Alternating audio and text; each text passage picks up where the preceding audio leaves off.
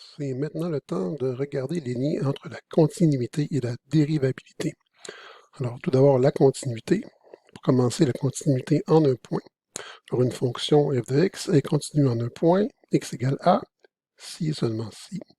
On se rappelle que souvent au secondaire, on nous dit qu'une fonction est continue si on peut la tracer sans lever le crayon, mais ce n'est pas une décision, ce n'est pas une définition formelle.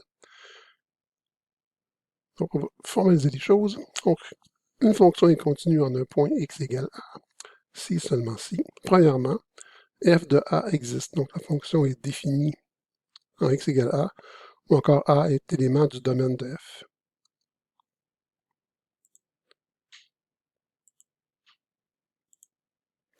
Deuxième condition, on veut aussi que la limite existe lorsque x tend vers a.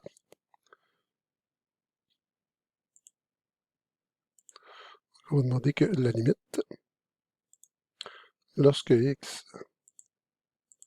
tend vers a de f de x,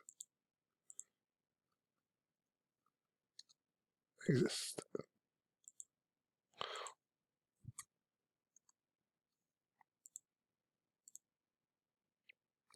Donc, ici, demander que f de a existe, c'est entre autres demander qu'il n'y ait pas d'asymptote ni de trou.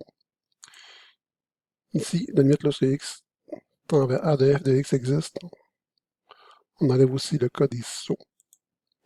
Et pour que la fonction soit vraiment continue, on veut que la limite soit égale à la fonction.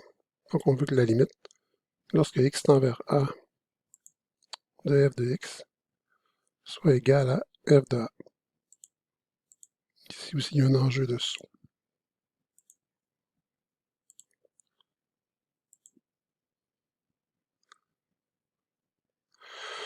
Donc, si une fonction respecte ces trois conditions-là en x égale a, on pourrait dire que la fonction est continue en x égale a. Maintenant, pour qu'elle soit continue sur un intervalle, il faut qu'elle respecte ces trois conditions-là pour tous les points de l'intervalle. Et une fonction qui n'est pas continue sera dite discontinue. Un théorème vraiment important et qui nous sauve beaucoup de temps, qu'on ne va pas démontrer ici. Tous les polynômes sont des fonctions continues. Donc, dès qu'on a un polynôme, on n'a rien démontré. On sait automatiquement que la fonction est continue. Premier exemple ici. Donner une raison pour laquelle les fonctions suivantes sont discontinues. Alors, qu'est-ce qui ne fonctionnerait pas ici? Eh bien, si on suppose que vis-à-vis le point blanc, c'est A, mais f de A, ici, n'est pas défini. Alors, si je n'ai pas d'image, donc que la fonction n'est pas définie.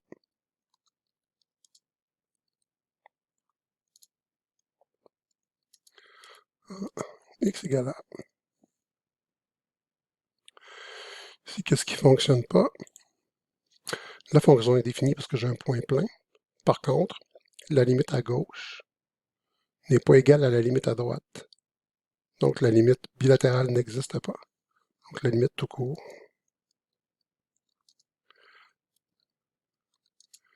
n'existe pas.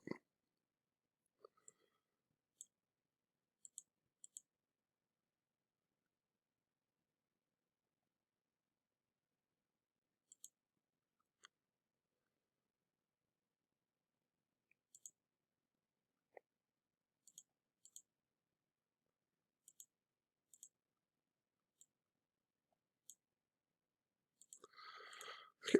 Et en C, qu'est-ce qui ne fonctionne pas? F de A existe, est défini. La limite à gauche égale la limite à droite, donc la limite existe. Or, la limite n'est pas égale à la fonction. La limite n'est pas égale à la fonction. En fait, c'est plutôt simple. Pour qu'une fonction soit continue, alors ici, j'ai un segment à la gauche, un segment, une partie de la fonction à la droite de certains x. Si x égale 8 en l'occurrence, j'ai un point ici qui est potentiellement vide. Ce qu'on veut en fait, c'est connecter les deux parties au même endroit où est définie la fonction. Donc, on veut avoir une situation plutôt comme celle-ci pour dire que la fonction est continue. Voici un autre exemple. Vérifier si la fonction suivante est continue sur les réels. Donc, pour tous les réels, on parle d'un intervalle ici. Bien, on a deux parties. On a une parabole ou une section de parabole ici pour x plus petit ou égal à 1 et un morceau de droite ici pour x plus grand qu'à 1. Donc, on a deux sections. Pour chacune des sections, j'ai un polynôme. Donc ici, x2 moins 2x plus 3, c'est un polynôme, donc c'est continu, il n'y a pas de problème. 4x moins 2, c'est un polynôme, donc c'est continu, il n'y a pas de problème. C'est le seul point qui pourrait être problématique, le seul endroit, c'est quand je vais changer de zone ici. Donc, regardons si on connecte. Donc, première chose à faire, est-ce que la fonction est définie?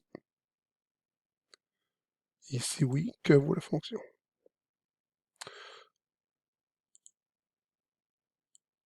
Ici. Alors, c'est en x égale 1 qu'il peut y avoir un problème. Est-ce que f de 1 existe et vaut... En fait, si f de 1 a une valeur, c'est que automatiquement, ça existe. Donc, si j'ai plus petit ou égal à 1, donc 1 semble être dans le domaine de la fonction. Si je le calcule f de 1, j'aurai 1 au carré qui est 1, moins 2 fois 1, donc 1 moins 2 qui est moins 1, plus 3, ça fait 2. Maintenant, on va regarder est-ce que... Donc, la première condition est vérifiée. Si en 1, ça va donc de moins l'infini jusqu'à 1, ça allait. De 1 jusqu'à l'infini, ça va. Il faut à 1 qu'il faut regarder s'il n'y a pas une perte de continuité. Maintenant, est-ce que la limite existe? On va faire les limites à gauche et à droite. Donc, la limite, lorsque x tend vers 1 par la gauche de ma fonction f de x. Comme je suis à gauche de 1, je suis dans cette condition-ci. Donc, j'utilise la parabole. Avec 1 au carré, moins 2 fois 1 plus 3, on peut l'écrire. Laisser une trace de ce qu'on vient de faire. 1 au carré, moins 2 fois 1 plus 3, ça nous donne 2. Est-ce que ceci est égal à la limite à droite? Si nous faisons la limite à droite,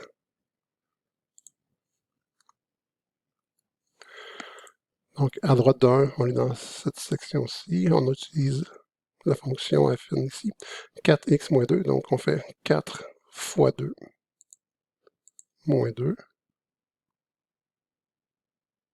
Pas 4 fois 2, mais 4 fois 1, le x vaut 1. Donc 4 fois 1 moins 2. 4 fois 1, 4 moins 2, 2. La limite à gauche égale la limite à droite. On peut donc conclure que la limite bilatérale existe et vaut 2. Ici. La limite tout court, la limite lorsque x tend vers 1 tout court de f de x est égale à 2. Comme elle est égale à 2, elle existe. Et maintenant, est-ce que la fonction égale la limite? Oui. La limite lorsque x tend vers 1 de f de x est bien égale à f de 1.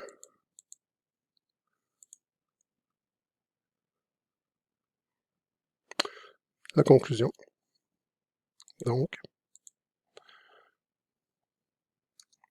la fonction est continue sur tous les réels.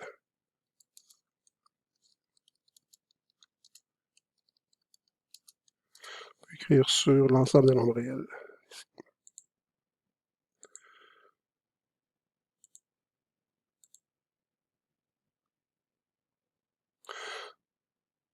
On va regarder un autre exemple du genre de calcul qu'on peut faire dans ces situations. Trouver les valeurs des constantes k et h afin que la fonction suivante soit continue. Alors, c'est exactement ce qu'on montrait tout à l'heure avec l'animation ici.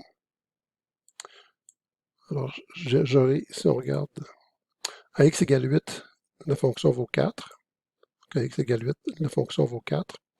À gauche, j'ai un morceau de droite À droite, j'ai un morceau de parabole.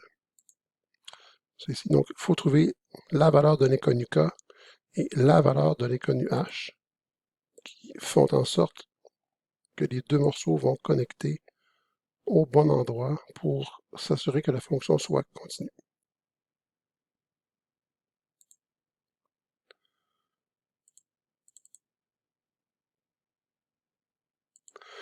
Comment on va y arriver? Bien, f de 8. En fait, encore une fois, pour les x plus petits que 8, on a affaire à une fonction fn, donc c'est un polynôme, c'est continu.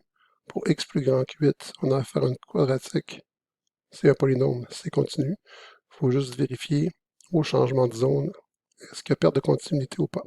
Donc f de 8 égale 4.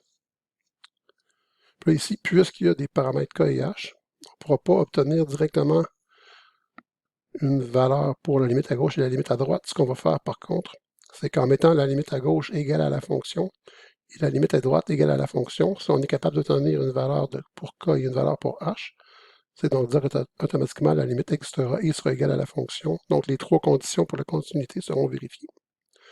Donc nous allons faire, pour commencer, la limite quand x tend vers 8 par la gauche de f de x. Alors par la gauche, on utilise ceci. Alors, ce sera égal à 3k moins 4 fois 8, donc 32. Et ceci doit être égal à 4 pour avoir la continuité. Ce qui implique que 3k égale 36, ce qui implique que k doit être égal à 12.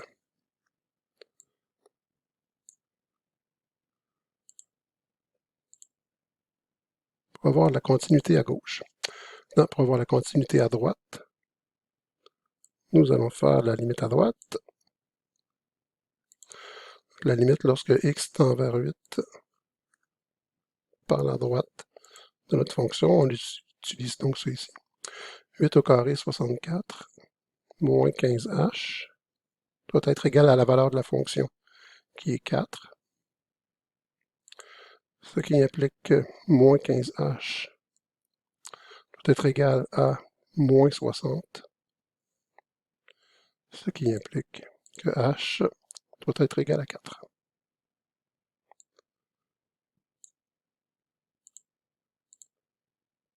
Alors, sous ces conditions, k égale 12, h égale 4, la fonction sera continue.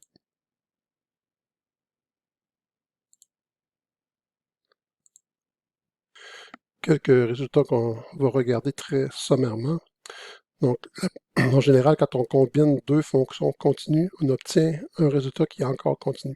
Donc, une somme de fonctions continues, une différence de fonctions continues, un produit de fonctions continues, un quotient de fonctions continues le sera, sauf si on a une division par 0 en un certain endroit. Et la composée de deux fonctions continues est aussi une fonction continue. Qu'est-ce que dit le théorème de la valeur intermédiaire?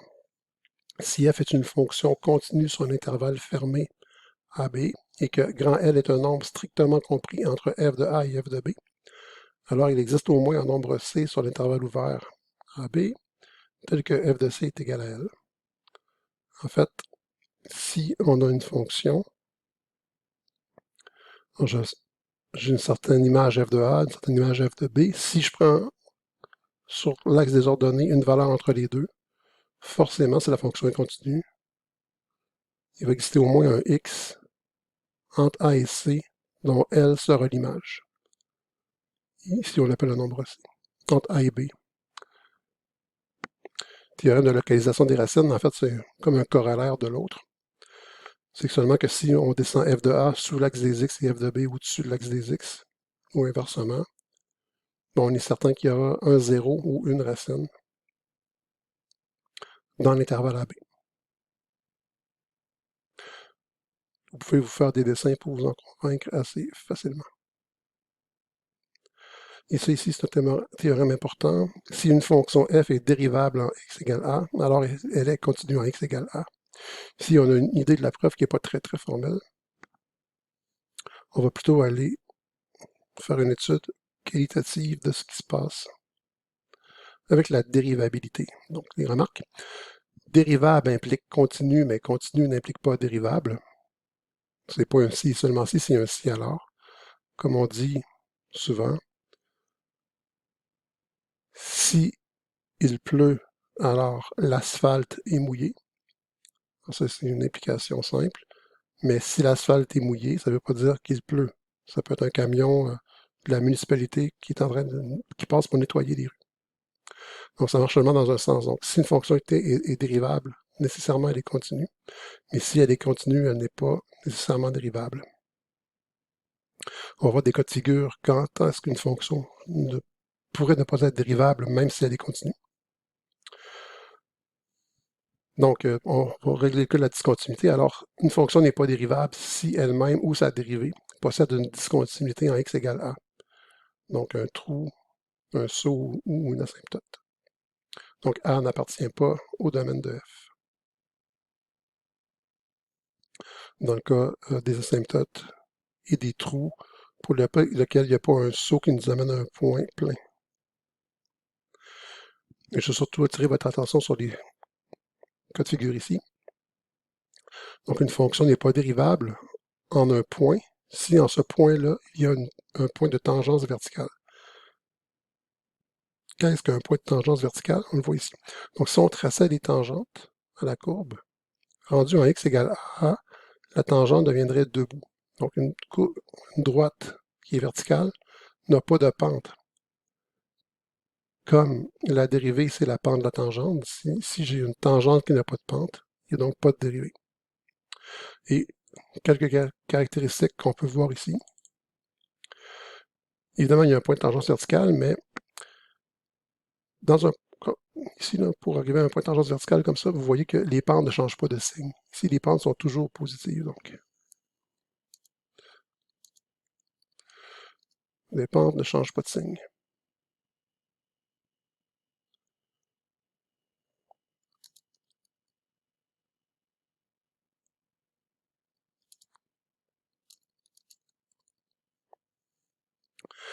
Sinon, une fonction n'est pas dérivable non plus si elle possède un point anguleux en x égale a. Elle est dérivable ailleurs qu'en a, peut-être, mais pas en a. Par exemple, le cas d'une valeur absolue ici. C'est quoi le problème? Si je regarde les pentes à gauche, ici, par exemple, je pourrais avoir moins 1, moins 1, moins 1, moins 1, moins 1, et d'un coup sec, instantanément, sans transition, il y a un renversement, et là, les pentes sont de 1, 1, 1, 1, 1. Donc, moins 1, moins 1, moins 1, moins 1, moins 1, pow, 1, 1, 1, 1. Il n'y a pas une belle transition continue, comme dans le cas d'une parabole, par exemple, où les pentes feraient plutôt moins 3, moins 2, moins 1, moins une demi, moins un quart, un an, 0, un quart, une demi. Il y aurait une belle... Ça serait doux, ça serait lisse. Ici, on a vraiment moins, moins, moins, moins, moins, et là, paf! C'est comme si on disait ici, il n'y a pas possibilité de faire une tangente. Parce qu'elle est attirée par la gauche vers là et par la droite vers là. Donc, pour un point anguleux, qu'est-ce qu'on peut remarquer? Il y a un changement brusque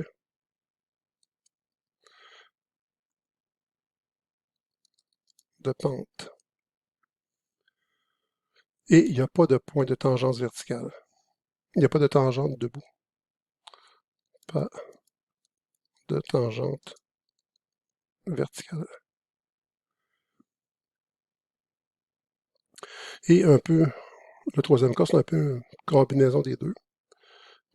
On peut souvent se mêler avec le point anguleux, qui est un point de rebroussement, ici. Donc, une fonction ne sera pas dérivable en x égale a si en x égale a, il y a un point de rebroussement. Dans un point de rebroussement, qu'est-ce qui se passe? On va avoir une tangente verticale ici. Donc, ça peut ressembler à ça. Mais pourquoi ce n'est pas un point de tangence verticale? Ben, j'ai un changement de signe de mes pentes. Ici, mes pentes sont négatives. Et là, ici, mes pentes deviennent positives. Donc, de part et d'autre de la tangente verticale, j'ai des pentes négatives et des pentes positives. Donc, ici, il y a effectivement présence d'une tangente verticale, mais les pentes changent de signe de part et d'autre de x égale a.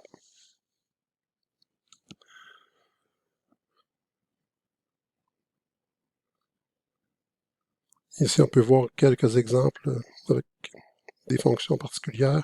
Donc, en bleu, c'est des fonctions en pointillés noirs, ce sont les dérivées. Évidemment, quand il y a des discontinuités, les dérivées ne sont pas, ici, n'existent pas. Pour les points ici, où la fonction n'est pas définie. Si j'ai une discontinuité sur ma fonction, bon, évidemment, on voit que la dérivée ici change brutalement de valeur. Donc, je peux me mettre une tangente en x égale 4 ici. Pour les points de tangence verticale, j'ai ma fonction. Ici, on a la valeur des dérivées en chaque point. Puis on voit bien que quand on approche de 0, les pentes ont tendance à aller vers l'infini. Donc la dérivée ne sera pas définie en x égale 0, même si la fonction est continue en x égale 0.